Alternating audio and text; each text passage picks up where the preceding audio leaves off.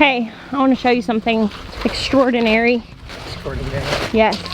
Well, the roses are finally starting to die back a little bit. I mean, they'll bloom all season, but Yeah.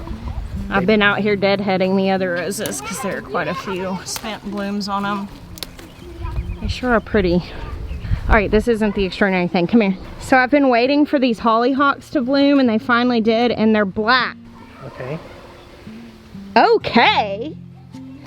You're supposed to be like, oh, it's so beautiful. I can't handle it. That's what you're supposed to be like. Those persnickety hollyhocks, you never know what color they're gonna be. Actually, I remembered when I saw them that they were black. I just couldn't remember what they were. I started them from seed almost 2 years ago. Yeah, I do remember. Like a year and, well, yeah, like a year and a half ago. Oh, glorious. Look at them. We have many flowers. We do have many flowers. These are just, oh. I just think it's kind of funny that I've been talking about how I'm grieving leaving the farm and then black flowers bloom. Oh. We should probably just take that down. Those roses have shredded that flag. Guys, look at these. Like you planted them for them to be at this stage at the perfect time that we would be leaving. Yeah, though. My little morning flowers. They are beautiful. I also have some Black Magic Cosmos, which I have tried to plant those a couple of times, and I don't guess I've ever gotten any. Some of the ones that come up this year, we'll just see if any of them come back. They're more like a dark chocolate brown, but I had tried to plant multiple of these black flowers just because I had never seen black flowers before, and they totally did not disappoint. As soon as I saw them, I was like, it was a very dramatic moment for me in the garden. You know, sat down in the middle of that keyhole garden like you could disappear.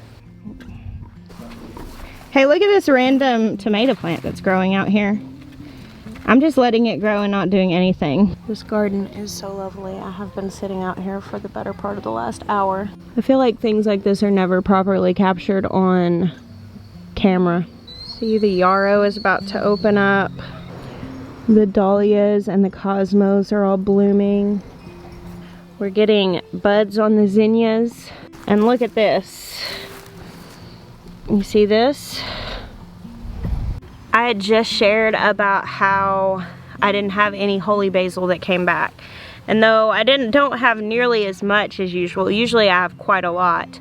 I found this little sprig today in the cottage garden and one other little sprig over under by one of the raspberry bushes.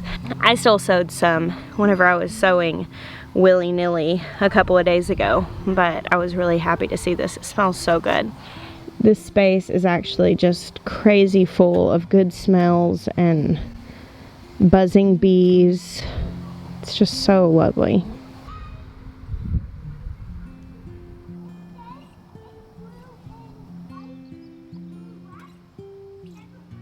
I always end up with a favorite part of the garden. A little bed or a corner or pocket, and this year I have a very strong feeling that, I don't know, it's hard to say. I really do feel like much of the garden will probably move my heart this year, but I'm loving this little keyhole garden area where the herb spiral is, and just this beautiful place, because I didn't plant most of this year. Most of this is stuff that came back. Either it was perennial or it reseeded, and just how giving the garden can be. I don't know, it's very moving. The black hollyhocks, I mean, I planted this, I remember very vividly starting those from seeds next to the fireplace. Maya and I were working on a puzzle, and I was starting some seeds, and I had brought like a piece of plastic in and laid it over the coffee table in my basement while we sat next to the fireplace, and I had set up my seed trays and was starting seeds for flowers and herbs, namely, and I started those black hollyhocks, and I'd forgotten they were black. I knew they were hollyhocks, but I couldn't remember because I started a few different kinds, and I don't know what I did with the other ones. I probably gave them away or something, but I don't know, when they opened up, it just took me by surprise, and I thought, man, when I planted those in December of 2019, like, I couldn't anticipate like when they would open. I really didn't know how long they would take to bloom then. And here I am standing in my garden in May of 2021, welcoming the blossoms that were put into play all those months ago. And it's so wild how different things can be between planting a seed and watching it bloom. I'm definitely planning on saving some seeds from these, and since they are blooming now, I will be able to save those before I leave. I've got this green stalk fully planted, and I'm excited to see what it does. I've got some cucumbers, some different pepper plants. I put some tomatoes along the bottom. Of course, that's mint, which will be really invasive. Look at this variegated mint though. Isn't that so pretty? Here's nasturtium. And hold on, I had one thing I thought was really cool in here. Oh, there it is. One of my little variegated splash of cream tomato plants. I've started harvesting my leaf planter more heavily because some of the things were starting to sprout. I had been just picking outer leaves and stuff, but I've started pulling off whole heads of these so we can get them eaten before they go to seed with the heat. We've actually already gotten 3 inches of rain. I've got a rain gauge over on the other side that's more plain. It doesn't have this. Sometimes if you've got the ornamental looking ones, it'll catch more water and it'll be inaccurate, but the other one said 3 inches as well. I'm leaving that in there because I'm trying to find out cumulatively about how much it was throughout this whole week of so much rain. Y'all remember my baby bean from my garden tour the other day? Well, here's a little update on it. It's already gotten quite a bit bigger. Probably a few more days and we'll be picking that. I've been trying to keep a close eye on these daily because it seems like I always will be watching them and thinking, okay, I don't have to pick any yet, and then one day I'll come out and they'll just be completely covered up with beans, some of which are getting on the larger side, so I'm trying to make sure I check it every day. I actually have jury duty all week this week. It has been such a crazy season, and I had to report the other day and didn't end up getting picked for that jury, but I have to report again throughout this week, and we'll see if I end up sitting on a jury for a trial. It's kind of interesting. It's an interesting process. It's really bad timing because I have so much to do, but it is interesting. And wow, guys, these sunflowers, of course, they're sitting in raised beds, but they're now officially taller than me. That happened quickly. And look at this loveliness. Look at these lovely roses. I have to pull off all the dead heads. Guys, look. It's my first baby tomato that I've noticed yet. Oh, it's an Abe Lincoln. Hey, Abe. It's good to see you. Oh, and look, an Italian heirloom. I'm so happy right now. Even all neglected and laid over, I need to tie them up. They're starting to set their fruit. That makes me so happy. Holy smokes, look at this. That's no tiny baby. How did I miss this? Gosh, that's Thornbird's terracotta. I've been so busy over here checking the ones which I planted earlier, thinking surely they would be the first ones to set fruit, and they haven't. They've just barely blossomed, even though they're twice the size of those other ones. Those other ones were big enough to set fruit. I just didn't, I don't know, I just assumed that they hadn't yet. What a sweet surprise. The thunderstorms are supposed to be back tonight, and we've gotten a lot of rain. It's rained pretty consistently since yesterday morning, but it's not right now. And whenever I have little breaks like this on really rainy, stormy weeks, I just want to sit out in the garden until the storm comes. So between storms and jury duty, I haven't really felt like I had a whole lot of content to show this week, but I did want to turn the camera on and show you guys my black hollyhocks and just awe at the lovely garden a little bit together.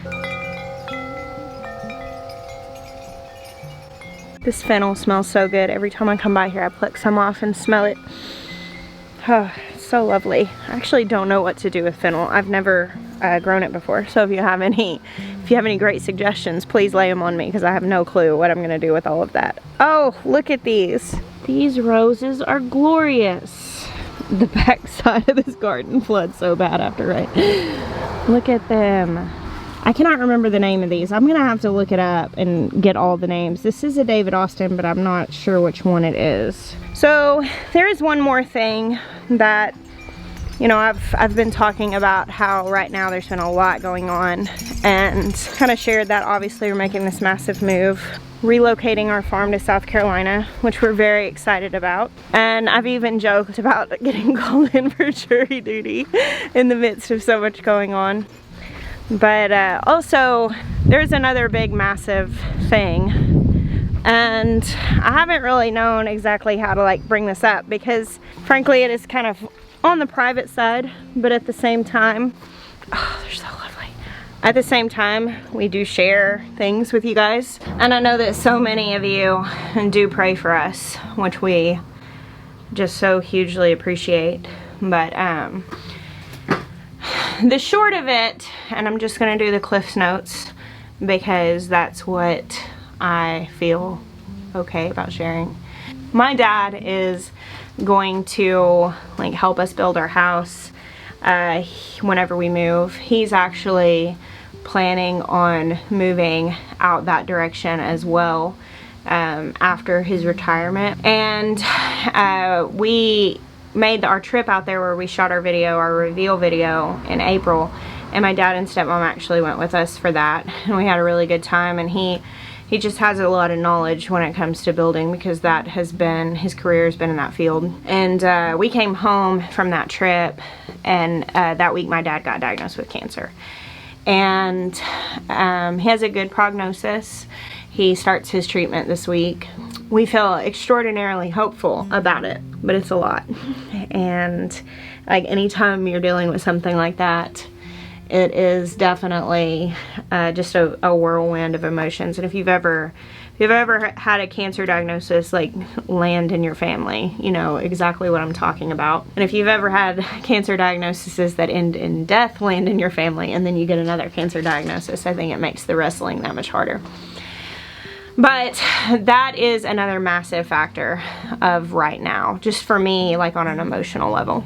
I'll just go ahead and say this because I know people are so well-meaning, but we're not looking for any advice or anything like that. We've done a lot of research. He's got doctors that he's comfortable with. The treatment plan, which he's starting, he is doing some other things as well, and I'm leaving that on him. I know people mean well, but sometimes whenever you get 1,000 suggestions of what you should do when you're just trying to keep your head above water, it doesn't make you feel like you're going to be okay. But I did want to go ahead and put that out there. If nothing else, to ask you guys to please pray for my dad. His name's Andy. And just for our family. Because man, what a crazy transition season. Now, he does have this massive bright light at the end of the tunnel of, you know, building a house for himself as well, right there across the pond from his grandsons and all of that stuff. I mean, what a great thing to be able to look forward to. And I don't feel like it's a coincidence at all that we went and set our hearts on that right before having to walk through this this battle. I definitely feel like that is such a gift that we have that to look forward to. Oh, I just saw the most lovely blue bird that landed on the fence right outside the greenhouse. I wish I could have shown it to you. But thank you for your prayers for that. That's kind of the extent of which I'm willing to go into it, because oh my gosh, it is right now. I'm like, I had a moment the other day. I was just like, are you serious? Like all these different things happening at the same time. It's just a lot. But I'm just so thankful, because I have full hope that in the unfolding of all of the transition in our life right now, that the goodness of God will prevail. And that has been the story of our life, even through the hardest things, and even through losses, and even through struggles, and even through that has been the prevailing hope in all of those. And we're definitely hanging on to that right now, and just moving forward and doing, what is it they say, just do the next right thing. And that's what we're doing right now. It's just the next thing on the list. The doors are opening. And things are coming through, and I'm very happy for that. I have to gather up my cups regularly from around the farm.